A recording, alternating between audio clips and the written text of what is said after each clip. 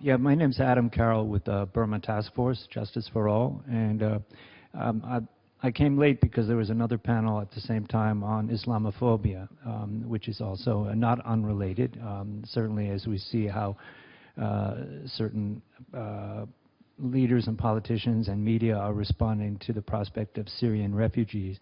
I'm glad that there's celebration of migrants as an asset and not as a burden. I think that's very right. I think, though, a lot of the comments were, correct me if I'm wrong, about challenges faced in the United States. Internationally, though, I mean, if in the United States we've got problems with privatization of detention facilities, of legal obstacles, of lack of health care, both in and out of those facilities, what about the treatment of both migrants and refugees, however they're categorized according to the local politics?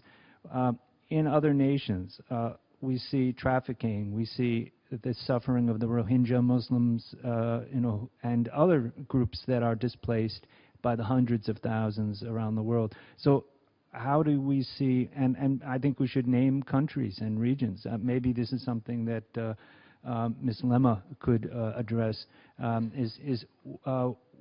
where are the problems and what good models do you see globally in terms of dealing with refugees and migrants?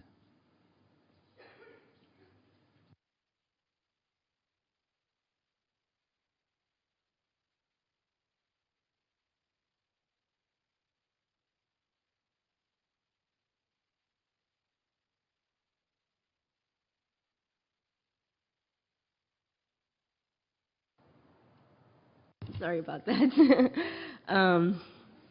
Where do I see good models in terms of integrate for migrants and refugees? I would have to be honest and say that's a difficult question for me to answer. I think, as Steve said, the U.S. is a decent model for how migrants and refugees are integrated, but given the current political rhetoric and the increasing Islamophobia and increasing fear of migrants of certain countries, it's a serious issue of concern. And I think, as an Ethiopian and as someone who's coming from a country that's hosting hundreds of thousands of refugees, I'd like to look at Ethiopia and say, well, we're doing a little better in terms of Ethiopia hasn't had the xenophobic attacks that other places in Africa have faced in terms of migrants and refugees. At the same time, migrants and refugees in Ethiopia are really isolated and not often as well integrated as they can be in their communities. So I think I will have to be honest and say I think we do need to do better than what we've done in terms of how we treat migrants and refugees and how we integrate them into the countries and communities that they enter. And for me, I was privileged enough to come at an era in the 1990s where fear of migrants was a little lower than it is now. So even though I came into Atlanta, Georgia, where there were very few migrants and refugees, there were services through the IRC and other networks within the United States that were able to integrate my family and myself much better. But I think we need to see a lot more of that. And there needs to be a cultural, political, and economic shift in how migrants and refugees are viewed and integrated globally. Steve asked me whether I have any things to say about this, and I would say Canada. There's our representative there. Canada is probably the exemplary model in dealing with immigrants and refugees. Of course, they have certain advantages. They select immigrants based on skill, so they already get a very, very good stock of people coming in.